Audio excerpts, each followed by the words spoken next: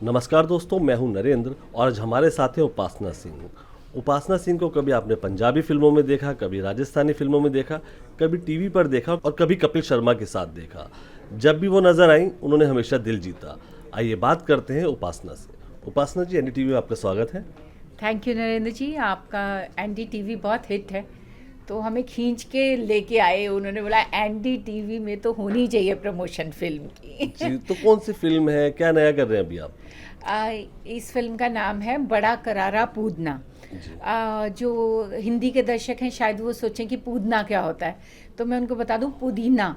Okay. जैसे जिसको हम हिंदी में पुदीना कहते हैं उसे पंजाबी में पूदना कहते हैं, तो करारा तो आप समझते हैं। जी। तो बड़ा करारा पूदना इस फिल्म का नाम है। जैसे कि आपको टाइटल से ही लगा होगा कि ये मज़ेदार सी फिल्म है। जी। मतलब इसमें कॉमेडी भी है, इसमें इमोशंस भी हैं, इसमें हर चीज़ है।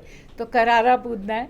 और पंजाब का एक बहुत हिट सॉन्ग हुआ है, फोक है एक, जी। कि मेरा बड़ा करारा पूदना, जी। मेरा बड़ा करारा, तो हिट नंबर है। तो जो पंजाबी लोग हैं वो इस गाने को समझते हैं, मतलब उनको पता है कि ये बहुत हिट टाइटल है। इसका जो पोस्टर हम देख रहे हैं उसमें कोई हीरो नहीं दिख रहा, सारे वुमेन पावर दिख रही है उस पोस्टर में, तो क्या है, क्या देखने को मिलेगा हमें इसमें ऐसा? देखिए, ये एक डिफरेंट तरह की फिल्म है। नहीं तो जितनी फिल्म्स बनती हैं उसमें हीरो ज़्यादा इम्पोर्टेंस रखते हैं, चाहे वो हिंदी फिल्में हो चाहे दूसरी रीजनल फिल्में हो। लेकिन ये जो हमारी फिल्म है इसमें लेडीज़ जो हैं वो ज़्यादा इम्पोर्टेंस रखती हैं। इसमें 6 बहनों की कहानी है ये। और मुझे लगता है कि हर औरत जो भी मतलब उनकी लाइफ की सिचुएशंस रही होंगी, वो अपने आप को इस कहानी से रिलेट करेंगी। जी। क्योंकि ये हर औरत की कहानी है। अगर एक बहन के साथ नहीं तो वो दूसरी से करेंगी। जी। मतलब हर कैसी कैसी सिचुएशंस एक औरत की ज़िंदगी में आती हैं। जो पढ़ी लिखी हैं जॉब करती हैं उनकी लाइफ कैसी है, जो पढ़ी लिखी नहीं है उनकी लाइफ कैसी है। मतलब इसमें मुझे लगता है कि हर वो इमोशन है जो एक औरत जीती है। और उससे क्या है कि मुझे लगता है कि ये एक सबक भी होगा। ऐसा नहीं है कि हमें इसमें दिखाया है कि सिर्फ औरतें बहुत अच्छी हैं और आदमी ऐसे हैं, ऐसा कुछ ऐसा नहीं है। मतलब एक आदमी बहुत काम करता है, एक बहुत मुश्किल से पैसे कमाता है, हाँ, और उसकी औरत अगर वो पैसे को, वो तो घर पे रहती है, किटी पार्टीज़ में जाती है या कहीं पे भी जाती है, वो पैसे उड़ा देती है। उसके लिए उस पैसे की इम्पोर्टेंस नहीं, क्योंकि जो कमाता है और मेहनत करता है उसको पता है। तो वो एक आदमियों के लिए भी है कि वो वाली लेडीज़ जो वो कैसे उसकी इम्पोर्टेंस को समझती हैं। फिर वो अलग अलग तरह की कहानियाँ, जैसे मैंने आपको बताया कि वो आदमी जिनको अपनी बीवी कुछ टाइम के बाद खूबसूरत भी नहीं लगती, जो जब आदमी गर्लफ्रेंड होती है किसी की तो वो बड़ी खूबसूरत लगती है कि मेरी गर्लफ्रेंड है, और जब शादी हो जाती है तो उसके 2-3 साल के बाद वो इम्पोर्टेंस वो और खूबसूरती, जैसे मैं अपने हस्बैंड को कभी कभी बोलती हूँ कि आप बाहर में जाती हूँ, लोग मुझे बोलते हैं कितनी अच्छी लग रही है, आप कभी मुझे बोलो कि मैं अच्छी लग रही हूँ, तो बोलते अच्छी है तभी तो शादी की है। लेकिन मैं आपको बोलूं कि वो एक वर्ड जो होता है कि तुम आज अच्छी लग रही हो, ये ड्रेस तुम पे सूट कर रही है, या आई लव यू, या ये छोटी छोटी जो चीज़ें हैं ना, वो औरत चाहती है अपने हस्बैंड से कि वो भी उनको कहे कि कभी कि आज तू अच्छी लग रही है या कुछ, वो बहुत खुशी देता है। तो ऐसी करके छोटी छोटी इतनी सारी चीज़ें हैं इस फिल्म में कि मुझे लगता है कि लोगों को बहुत इंटरेस्टिंग लगने वाला है ये सब्जेक्ट। जी। आप 7 साल की उम्र से काम कर रही हैं, एक्टिंग की दुनिया में हैं आप। बिल्कुल। पंजाबी, हिंदी, हर तरह के सिनेमा में आपने काम किया है, तो कितना बदलाव आप देखते हैं? आप पंजाबी इंडस्ट्री कितनी बदली है, किस तरह का अनुभव रहा आपका भी काम करने का? बहुत ज़्यादा चेंजेस हैं। पहले पंजाबी जो फिल्म बनती थी वो मुझे लगता है 15-20 लाख में बनती थी। आज 13-14 करोड़ में भी बनती हैं पंजाबी फिल्में। आज वो लेवल बढ़ गया है। आज जो हीरो हैं वो पैसे लेते हैं 1.5 करोड़, 1.25 करोड़, और जो हीरोइंस हैं वो भी लाखों में हैं, 70 से। और मैं आपको बताऊं, मैं एक टाइम था जब मैं नंबर 1 हीरोइन थी पंजाबी फिल्म इंडस्ट्री की। मेरी बदला जट्टी दा चली थी, फिर मेरी सूबेदार, मेरी बहुत सारी फिल्में हिट हुई थी। तो आप मुझे बताइए मैंने कितने पैसे लिए होंगे एक नंबर 1 हीरोइन ने? 75,000। 75,000। जब मैं हीरोइन बनी, मतलब जब मैं नंबर 1 बनी, पहले तो 10,000, 15,000, वो भी जब भी कभी होता था कि डबिंग के कुछ पैसे हमारे डबिंग पे रखे जाते हैं, तो वो बोलते थे जब डबिंग होगी ना तब दे देंगे उपासना। अभी 5,000 दे दिया, फिर 2-3 हज़ार बीच में दे दिया, और फिर बोलते थे बाकी जो है पैसे हम आपको डबिंग पे दे देंगे। तो डबिंग पे वो मेरी मदर से मिल लेते थे आके, ਤੁਸੀਂ ਪੰਜਾਬੀ हैं जी, अपनी कुड़ी है पंजाब दी कुड़ी, हुण साडी फिल्म नहीं ठीक बिक रही, साडा पता बहुत ज़्यादा नुकसान हो गया। मतलब जो इनके टिपिकल लाइंस होती हैं, तो मेरी मदर हाय हाय वो बेचारा कह रहा ओदी फिल्म नहीं बिकी, तू पैसे मांग रही हो। तो मतलब मेरी मदर जो है ना वो हमेशा मेरे पैसे छुड़वा देती थी।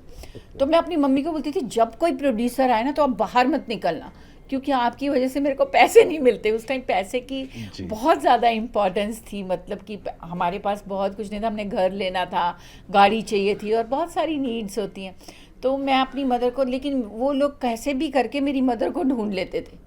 और मेरी मम्मी को, मेरी मदर बहुत ज़बरदस्त इमोशनल इंसान थी, उनको एक बार कोई बोल दे मेरे पास पैसे नहीं, बल्कि उनको दे के सगुन वगुन भेज देती थी। जो प्रोड्यूसर, तेरी मम्मी बड़ी अच्छी है, उपासना उपासना बड़ी खराब क्योंकि उपासना पैसे मांगती है। तो ये एक तो पैसे में चेंजेस आई, बाकी टेक्निकली तो खैर बहुत ही अच्छी हो गई हैं पंजाबी फिल्म्स की। मैं आपको बात करूं, पहले जो पंजाबी फिल्म्स बनती थी और आज की आप पंजाबी फिल्मों में आपको ज़मीन और आसमान का फ़र्क लगेगा।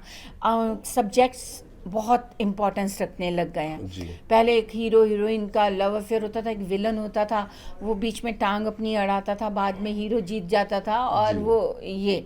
लेकिन आज आप हमारी फिल्म को देख लीजिए, बड़ा करारा पूतना, ये एक डिफरेंट बिल्कुल ही एंगल, एक बिल्कुल अलग कहानी पे फिल्म बनाई है प्रोड्यूसर ने।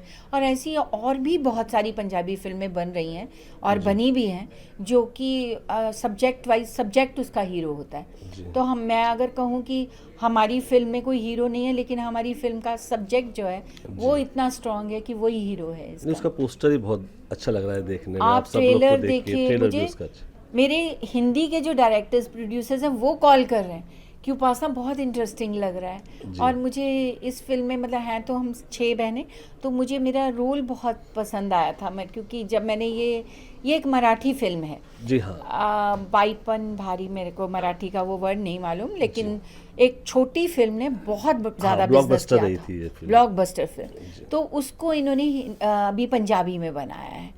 तो वो सब्जेक्ट वही है, चेंजेस बहुत सारी किए हैं पंजाब के हिसाब से, क्योंकि मराठी कल्चर और पंजाबी कल्चर में ज़मीन आसमान का फ़र्क है। तो हमारे पंजाबी जो, उनको कॉमेडी भी चाहिए, हो हल्ला भी चाहिए, उनको गाने भी चाहिए, उनको वैसा भी, तो और इमोशंस भी चाहिए, उनको फीलिंग्स भी चाहिए, क्योंकि हम लोग बहुत इमोशनल लोग हैं। तो वो हर चीज़ इन्होंने इसमें इंक्लूड की है। तो मेरे ख्याल है कि ऑडियंस को बहुत पसंद आएगी फिल्म। अब मेरे कुछ सवाल है जो आप थोड़ा पीछे जाएंगे आपके एक्टिंग करियर को लेके। हमेशा जिज्ञासा रही है और खबरें भी आती रही हैं कि ये खबरें हैं, तो आप इससे आज हम कंफर्म कर लेंगे कि हमने पढ़ा था और शायद आपने कहा था कि मैंने प्यार किया के लिए आप सिलेक्ट हो गई थी, हाँ, रिजेक्ट हो गई, फिर क्या वजह रही थी? वो क्या हुआ कि मैं, क्योंकि पंजाब से हूँ जैसा आप जानते हैं, मैं चंडीगढ़ में एमए कर रही थी, एमए इन ड्रामेटिक आर्ट्स। तो जब मेरे को छुट्टियां होती थी तो मैं बॉम्बे चली जाती थी, वहाँ मेरी मौसी रहती थी चैम्बूर में, और फिर मैं अलग अलग प्रोड्यूसर्स, डायरेक्टर्स को मिलती थी कि सर मुझे एक्टिंग का शौक है, जैसे हम स्ट्रगलर्स मिलते हैं प्रोड्यूसर से। उस टाइम हमें छुट्टियां हुई थी और मैं अपनी मौसी के पास गई थी, तो फिल्म बन रही थी मैंने प्यार किया, और सूरज जी डायरेक्ट करने वाले थे। तो मुझे किसी ने कहा कि तुम राजश्री में जाओ और वहाँ पे फिल्म बन रही है और नई लड़की ढूंढ रहे हैं। तब मैं 16 या 17 ईयर्स की थी। तो मैं जब गई तो सूरज जी को मैं बहुत पसंद आई, उन्होंने मुझे कुछ डायलॉग दिए, उन्होंने बोला, और मैं बचपन से 6-7 साल की उम्र से काम करती हूँ, तो डायलॉग बोलना मेरे लिए इतनी प्रॉब्लम वाली बात नहीं थी। और उनको शायद मेरी जैसी, उनको एक इनोसेंट फेस भी चाहिए था और सब, तो उनको मैं सूट कर रही थी उस रोल में। उन्होंने कहा कि मेरी तरफ से आप ओके हैं, और उन्होंने मुझे पूछा, मैंने कहा मैंने डांस सीखा है, मैं क्लासिकल डांसर हूँ, मैंने 6-7 साल डांस भी सीखा। तो उन्होंने बोला कि मेरी तरफ से ओके। मेरे फादर आएंगे तो वो एक बार आपसे मिलेंगे। जी। तो मैं बहुत खुश हो गई, और मैं नेक्स्ट डे 2-3 दिन शायद बाद उन्होंने मुझे फिर बुलाया, उनके पापा बैठे थे तो उन्होंने मुझसे बातचीत की। तो उसके बाद उन्होंने मुझे कुछ नहीं कहा, मैं आ गई। मतलब मैं तब जी। तक भी मुझे लग रहा था कि मैं हीरोइन हूँ फिल्म की। उसके बाद कोई कॉल ही नहीं आया। तब मोबाइल्स तो होते नहीं थे, तो हाँ मैंने जी। अपनी मौसी को भी बोला एक फ़ोन आएगा राजश्री प्रोडक्शन से, इमीडिएटली मुझे बता देना, मैं आ जी। जाऊंगी बॉम्बे। कोई कॉल, मैं रोज़ पूछूं मौसी आया फ़ोन, आया फ़ोन। तो जी। अभी इतनी हिम्मत तो है नहीं कि मैं वहाँ पूछूं राजश्री में फ़ोन करके। तो बोले नहीं। और फिर ऐसा हुआ कि वहाँ पे फिल्म बन भी गई और सब। तो फिल्म रिलीज़ हुई और तब तक मैं बॉम्बे आ गई थी। जी। और मेरे घर के सामने ही एक टॉकीज़ था, वहाँ पे वो फिल्म लगी। और मेरे को जो इतनी, मतलब क्या जेलिसी कहूँ, दुख कहूँ, क्या कहूँ, मैं जी। देखने ही नहीं गई। और धीरे धीरे वो फिल्म बहुत सुपर हिट हो गई। तो मेरे को देखने के टाइम भी इतना दुख लगा कि इस फिल्म की तो हीरोइन मैं थी। जी। खैर उसके बाद सालों बीत गए, फिर मैंने उनके साथ एक फ़िल्म की। हमारा उसका नाम था, उसमें करीना कपूर थी और ऋतिक और ये अभिषेक बच्चन। जी। मैं प्रेम की दीवानी हूँ। जी। तो मैं जॉनी लीवर जी के साथ थी उसमें। तो मैं बैठी थी, मैंने उनसे कभी बात नहीं की कि मैं जी। कभी आपसे मिली थी या कुछ ना। तो मेरे को बोलते हैं सब सब बैठे थे, सब लोग बैठे हैं, पूरे लोग, पूरा जी। यूनिट। और उनके सूरज जी के पापा ने कहा कि मालूम है हमारी मैंने प्यार किया की हीरोइन कौन थी फर्स्ट। तो मैं शॉक्ड हो गई एक बार ना, मुझे लगा ये जी। ना मैं किसी को, क्योंकि ये तो मेरे लिए तो शर्मिंदगी की बात पहले थी कि मुझे निकाल दिया या मुझे रखा नहीं। तो बोलते उपासना, करीना बोलती क्या, सारे लोग, ऋतिक भी और सब। तो बोलते, मैंने बोला हाँ, लेकिन तब तक तो हिम्मत आ गई थी बात करने की। जी। मैंने कहा इनकी वजह से नहीं मिली मुझे फिल्म। बोलते तुम सलमान से ज़्यादा लंबी हो। मैंने कहा मैं कहाँ से सलमान से लंबी हूँ, मेरा 5'7" हाइट है। श्रीदेवी ने काम किया है उनके साथ। तो बोलते नहीं नहीं, तो उस टाइम सलमान की भी फर्स्ट फिल्म थी ना। तो बोलते नहीं, हमें लगा तुम मुझसे लंबी लगोगी इसलिए तुम्हें नहीं लिया। तो उस टाइम मैं लड़ी उनसे आपकी वजह से, अदरवाइज मैं स्टार होती। बोलते नहीं, तू स्टार नहीं होती, तू फिल्म लाइन छोड़ के चली गई होती भाग्यश्री की तरह जी। और शादी कर ली होती। तो ऐसी इंसिडेंट्स होते हैं ज़िंदगी में जब आपको लगता है कि मतलब आप एकदम सक्सेस के एकदम पास में हो और जी। अब तो काम बन गया, और अचानक ही वो चीज़ आपसे दूर चली जाती है।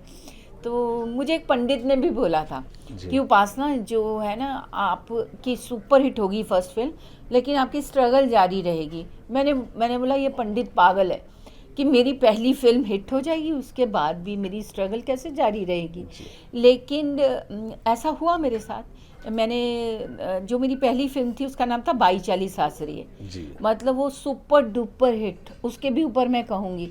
तो उसके बाद भी मैं, क्योंकि वो एक रीजनल फिल्म थी, तो मुझे फिर हिंदी के लिए तो मुझे मतलब जी। स्ट्रगल तो रही। और जी। स्ट्रगल तो खैर कभी इंसान की ख़त्म नहीं होती। आज भी स्ट्रगल है कि आप एक अच्छा रोल करो, एक अच्छी परफॉर्मेंस दो, या तो स्ट्रगल तो आपको तो हमेशा। कई यादगार किरदार है, जैसे आपका डायलॉग है अब्बा डब्बा जब्बा वाला जो डायलॉग है वो आप ही की देन है बॉलीवुड को। तो जी। किस तरीके से वो डायलॉग आया और किस तरीके से वो फिल्म पहुंची थी आप तक? अब वो राज कंवर उसके डायरेक्टर थे। तब तक मैं फिल्मों में हीरोइन थी, क्योंकि जी। मेरी एज 20-21 साल की थी और मेरी रीजनल फिल्में भी हिट थी। जी। मतलब मैंने इंडिया की तकरीबन सारी लैंग्वेजेस में काम किया, और मेरी हिंदी फिल्में भी जिसमें मैं हीरोइन थी। हाँ, ये ठीक था कि मैं हीरोइन ओरिएंटेड फिल्में कर रही थी, तो बड़े हीरोज़ नहीं थे उसमें। तो मुझे राज जी ने बोला कि ऐसे एक हम फिल्म बना रहे हैं जिसमें डबल रोल है आपका, मदर भी आप हैं और डॉटर भी आप हैं। मदर आप जो है जो परेश रावल हैं उनकी आप बीवी हैं, और जॉनी लीवर की आप महबूबा हैं। जी। तो मैंने बोला और कौन है उसमें, तो बोलते श्रीदेवी हैं और अनिल कपूर। और श्रीदेवी मीन्स मैं उनकी ज़बरदस्त फ़ैन हमेशा से। जी। तो मुझे लगा श्रीदेवी हैं तो मुझे तो मैंने बोला हाँ हाँ मैं करूँगी। मेरे को लगा रोल भी क्या सुनना, श्रीदेवी है ना, आप जिसके आपने जी। फ़ोटोग्राफ्स काट काट के एल्बम बनाई हो जी। बचपन से, तो आपको बहुत उनसे वो होता है। तो मैंने बोला नहीं मैं करूँगी डेफिनेटली। फिर जब ये रोल मैं करने लगी तो उन्होंने मुझे बोला ये सिर्फ गूंगी है। मैं थिएटर किया हुआ था, तो मैंने बोला गूंगे अब्बा डब्बा जब्बा कैसे बोलेंगे तो मुझे लगा ये क्या बात हुई है, तो मतलब कैसी बात, फिजूल की बात कर रहे जी। हैं। आज मैं उनकी बहुत थैंकफुल हूँ कि उन्होंने वो मेरे को वर्ड्स दिए, जी। तो जो कि बहुत बड़े हिट रहे हैं वर्ड्स। लेकिन उस टाइम मेरे को नहीं लगा, मुझे लगा ये क्या चीज़ हुई, अब्बा डब्बा जब्बा ये क्या है, मतलब जी। गूंगे ऐसे थोड़े जी। बोलते हैं। तो जी। मैं ज़रा लॉजिक में जा रही थी, लेकिन उन्होंने मुझे बोला कि हमारा तो यही कैरेक्टर है, हमने इसी तरह से उसे कंसीव किया है, आप हमें बता दो करनी है कि नहीं। मैंने कहा नहीं, करनी है, करनी जी। है। क्योंकि वो फिल्म मैं छोड़ना चाहती नहीं थी, और मैंने अपनी तरफ से कोशिश की कि मैं उसे अच्छे से निभा सकूं। जी। लेकिन मैं ये उस फिल्म में एक मुझे और कमी जो मुझे लग रही थी कि एक वाइफ अपने हस्बैंड को बेच रही है, मतलब उस टाइम ये बड़ी बात थी। जी। आज अगर मैं कहूँ कि वाइफ, हस्बैंड ने वाइफ को बेच दिया या वाइफ ने हस्बैंड को, तो लगा अच्छा, तो उसको उतना आप थोड़ा सा नॉर्मली शायद ले लेंगे, जी। है ना। जी। लेकिन उस टाइम के लिए ये बात भी बड़ी बात थी, तो मुझे लगा ये कैसे हो सकता है। लेकिन मैंने कहा बोलना नहीं है, कहीं मेरी फिल्म ना चली जाए। जी। लेकिन मैं सोच नहीं पाई मैंने कि ये फिल्म इतनी बड़ी सक्सेसफुल फिल्म होगी। आज भी इतने टाइम के बाद भी आप देखिए, एक आध महीने के बाद वो फिल्म किसी चैनल पे चैनल चल आ रही जाती होती है। है, जी। और आज अगर मैं कहूँ कि मतलब जो हमारी एज ग्रुप है उसके लोग ही नहीं, बच्चों तक को अब बड़ब्बा जब्बा पता है। जी। तो ये कितनी बड़ी बात होती है ना कि आज के यंगस्टर्स को भी पता है अब्बा डब्बा जब्बा क्या है। जी। आपका बॉलीवुड में इतना लंबा सफ़र रहा, जब आप टीवी पर आए तो आपने धूम मचा दी। कपिल शर्मा का शो था, कपिल शर्मा की बुआ बने, और शायद इस तरह की बुआ जी। जो हमेशा कहानियों, किस्से कहानियों में रही, वो पर्दे पे आई और आपने बहुत ही शानदार तरीके से उस किरदार को निभाया। लेकिन आपकी एक आदत रही है कि जब भी आप बहुत अच्छा करते हैं फिर एकदम से चले जाते हैं आप, है ना। तो वही हुआ कि जब हर जहन में वो बुआ छप गई, फिर वो बुआ चली गई, क्या वजह नहीं, रही? ऐसा नहीं, इतनी जल्दी तो नहीं गई, 2.5 साल थी मैं बुआ। जी। जी। और जब कलर्स पे ये शो था तो ये बहुत हिट शो रहा, जी। कपिल शर्मा शो ना। जी। तो उसका रीज़न ये नहीं कि मैं चली गई उस कैरेक्टर में, क्योंकि एज ए एक्टर आपको सेटिस्फेक्शन होनी चाहिए, आप जो भी किरदार करें। तो जब वो लिखा गया था और जब हमने स्टार्ट किया था, तो वो उस पे बहुत मेहनत की थी हमने। मतलब मैंने भी, हमारी जो सारी टीम थी उसने भी, सारे राइटर्स ने भी। और आपको बताऊं, ये पहले हिंदी में ही बोलने वाली थी बुआ जो थी, जी। कि जैसे मैं बात कर रही हूँ आपसे इसी तरह से बात करने वाली थी। मैंने बोला इसको थोड़ा सा और चटपटा बनाते हैं इस कैरेक्टर को, जी। तो हिंदी को हम पंजाबी टोन देते हैं। हाय रब्बा कैसी बातें कर रहे हो आप जी, हाँ शर्म नहीं आती जी। आपको, I am 22 year old, hot sexy and glamorous. तो मैंने कहा इससे फ्लेवर आता है। पंजाबी जी। अपने आप में एक ऐसी लैंग्वेज है जो आपको खींचती है, आपको जैसे पंजाबी सॉन्ग्स हैं या पंजाबी लैंग्वेज है। तो उसको मैंने वो टोन दी थी, और उन्होंने मुझे बताया कि आप बोलो मैं 22 साल की हूँ, मैं हॉट सेक्सी और ग्लैमरस हूँ। तो एक ये बोलना हो गया, और एक है I am 22 year old hot sexy and glamorous. तो आपको जी। दोनों में से ये शायद बेटर लगे। तो उसको जब मैंने ऐसे बनाया तो उनको बहुत अच्छा लगा। और हम हर एक्टर के ऊपर, ऐसा नहीं कि हम पंचेस सिर्फ मेरे लिए होते थे, मैं सोचूं तो हम एक दूसरे को भी पंचेस देते थे। और ये लेकिन जब ये वो सोनी पे गया शो, तो मेरा कलर्स के साथ ही कॉन्ट्रैक्ट था। आपने देखा होगा मैंने एक कृष्णा के साथ उसके बाद कॉमेडी शो किया उसी पे।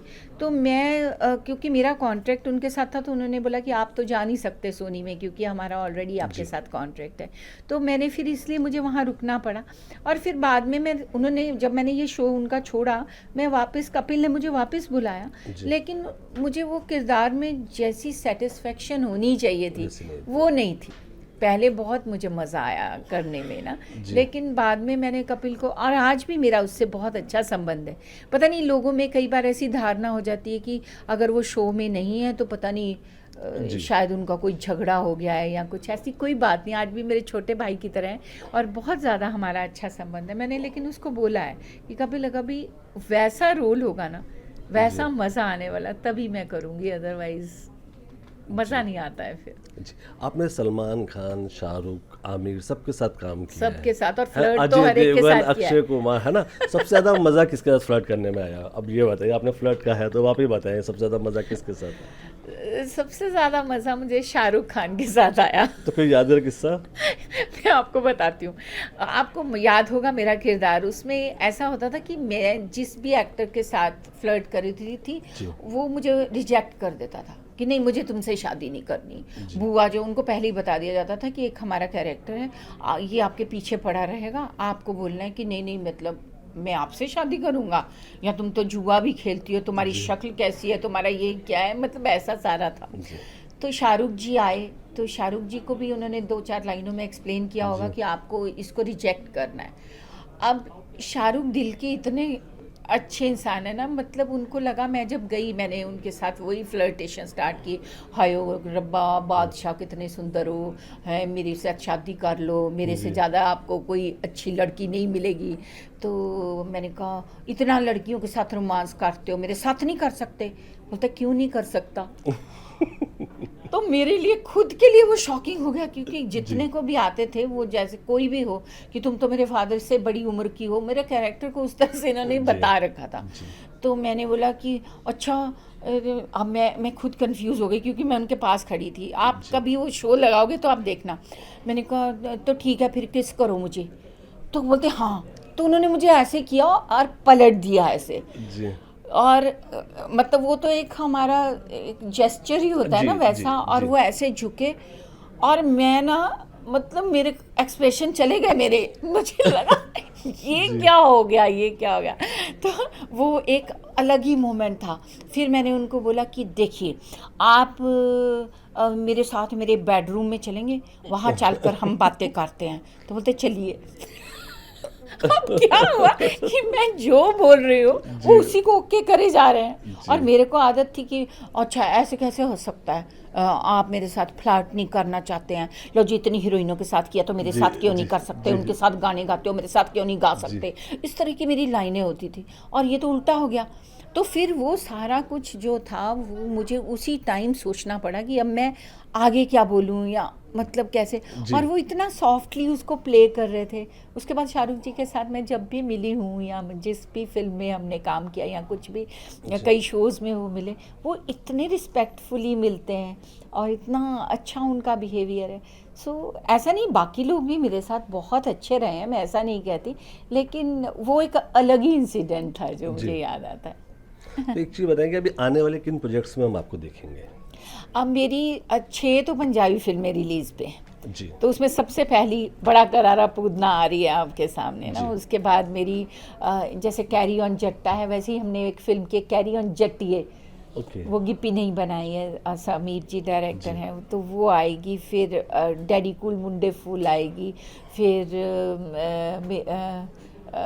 कलीरे के दे हाथ पहन गए, ऐसे करके मेरी पंजाबी फिल्म्स हैं। उसके बाद मेरी हिंदी की 2 फिल्में रिलीज़ होने वाली हैं। एक का नाम है वो गौ माता पे बनी है, ओके। गौदान उसका नाम जी। है। और एक कॉमेडी फिल्म है चिल मारना ब्रो। और अभी मैं एक साउथ के डायरेक्टर के साथ काम करके आई हूँ, तो उनका अभी नाम उन्होंने रखा नहीं है। और मेरा दूरदर्शन पे भी एक सीरियल आता है जिसका नाम है देवांचल की प्रेम कथा, जी। तो वो चल रहा है। तो बाकी क्या है कि गौदान मैंने इसलिए की कि आपको अपने बारे में बात बता दूं कि मुझे स्ट्रेस से बहुत, मुझे एनिमल लवर हूँ मैं, ओके। मुझे जी। जानवरों से बहुत प्यार है। तो उन्होंने मुझे बोला कि हम गौ माता पे फिल्म बना रहे हैं, तो मैंने उनको बोला, बोलते पैसे, मैंने कहा आपको कुछ भी देना आप दे देना, नहीं देना मत देना। जी। मेरी इतनी ज़्यादा अटैचमेंट है जानवरों के साथ, तो वो करते हुए भी मुझे बहुत अच्छा फीलिंग आई है ना। जी। अभी तो पंजाबी फिल्मों में आपको 75,000 रुपये नहीं मिल रहे ना अभी तो? बिल्कुल बिल्कुल नहीं। आपको पता है मैं एक फिल्म की थी मैंने, जाट एंड जूलियट। जी। पहले तो मैंने हीरोइन थी फिल्मों में, तो कुछ साल बीत जाने के बाद फिर क्या पंजाबी फिल्मों में एक टाइम आया जब वल्गैरिटी आ गई थी, डायलॉग्स चीप होने लगे थे। तो फिर उसके बाद मैंने पंजाबी फिल्में बंद कर दी थी करनी, क्योंकि मेरे पास ऑलरेडी काफ़ी काम था। तो काफ़ी टाइम के बाद मुझे एक फ़िल्म मिली जिसका नाम था जाट एंड जूलियट, जिसमें मैं डिफरेंट रोल करी थी, जसविंदर भल्ला जी के साथ कर रही थी। तो वो आए मेरे पास प्रोड्यूसर्स, मेरे दिमाग में वही 75,000 वाली उपासना सिंह थी। तो वो मेरे सामने बैठे, अब मैं पैसे थोड़े ठीक ठाक लेने लगी थी, तो वो मेरे सामने बैठे, मैंने उनको बोलते ये उपासना जी क्या लेंगी, मैंने कहा कितने दिन है बात हुई, तो मैंने कहा 5 लाख। बोलते ओके, एक ही सेकंड में बोले ओके। मुझे लगा इनको सुनाई नहीं दिया शायद जी। मेरे इन्होंने तो कम करने हैं मेरे पैसे जी। ना। तो मैंने उनको बोला, मैंने बोला आपको 5 लाख। वो बोलते ओके। मेरे को फिर भी नहीं यकीन हुआ, मुझे लगा ये सुन नहीं पा रहे हैं मेरी बात। तो मैंने उसको 3rd टाइम कंफर्म किया। मैंने कहा ऐसा है कि मेरी फ़्लाइट की टिकट जो है बिज़नेस क्लास होगी, मेरा स्टाफ चाहता है और मैं 5 लाख रुपए लूँगी आपसे। बोलते हाँ हाँ। तो मुझे पता लगा कि इनको पता चल गया मुझे 5 लाख रुपए लेने हैं। तो वो झट, और उसके बाद क्या हुआ कि हम शूटिंग करने के लिए लंदन चले गए। लंदन चले गए तो जसविंदर भल्ला जी और मैं एक ही गाड़ी में जा रहे थे। तो बोलते हैं प्रोड्यूसर को उन्होंने फ़ोन किया, वो तुमने साइनिंग अमाउंट मुझे 15 लाख रुपए पहुंचा दिया था, बाकी का अमाउंट इतना जो है वो मेरे अभी घर पे दे दो और बाकी तो डबिंग पे है। मुझे लगा ये मुझे सुना रहे हैं, ऐसा तो हो ही नहीं सकता, इतना पैसा इनको मिल जाएगा। तो मेरे को लगा ये सब मेरे को दिखा रहे हैं कि मैं इतना पैसा लेता हूँ। बाद में मैंने जब इंडस्ट्री में पता किया कि कितना पैसा लोग लेते हैं, तो मुझे पता चला कि भल्ला जी 50 लाख ले रहे हैं। तो मैं शॉक्ड हो गई। फिर मैंने बोला कोई बात नहीं उपासना सिंह, अगली फिल्म आने दो। तो मुझे पता ही नहीं था कि इंडस्ट्री इतनी ग्रो कर चुकी है कि अब पंजाबी फिल्म इंडस्ट्री में इतना पैसा मिलने लगा है ना। तो मैं बहुत टाइम तो बहुत कम पैसे में ही काम करती रही थी इंडस्ट्री में। उपासना जी, एनडीटीवी से बात करने का ढेर सारा शुक्रिया और आपके आने वाले प्रोजेक्ट्स से ढेर सारी शुभकामनाएं। थैंक यू जी। मैं बस यही चाहती हूँ कि बड़ा करारा पूतना जो हमारी फिल्म है वो सारे लोग ज़रूर देखें, क्योंकि ये एक बहुत ही, वैसे तो हर कोई बोलता है कि हमारी फिल्म अलग है, लेकिन मैं डेफिनेटली कह सकती हूँ कि ये फिल्म बहुत अलग है और लोगों के दिल को छूने वाली फिल्म है। सो बहुत शुक्रिया आपका कि आपने अपना इतना वक्त दिया हमें, और हमारी फिल्म ज़रूर देखिए। बिल्कुल। और आप भी देखिएगा बड़ा करारा Putana. Thank you. Thank you.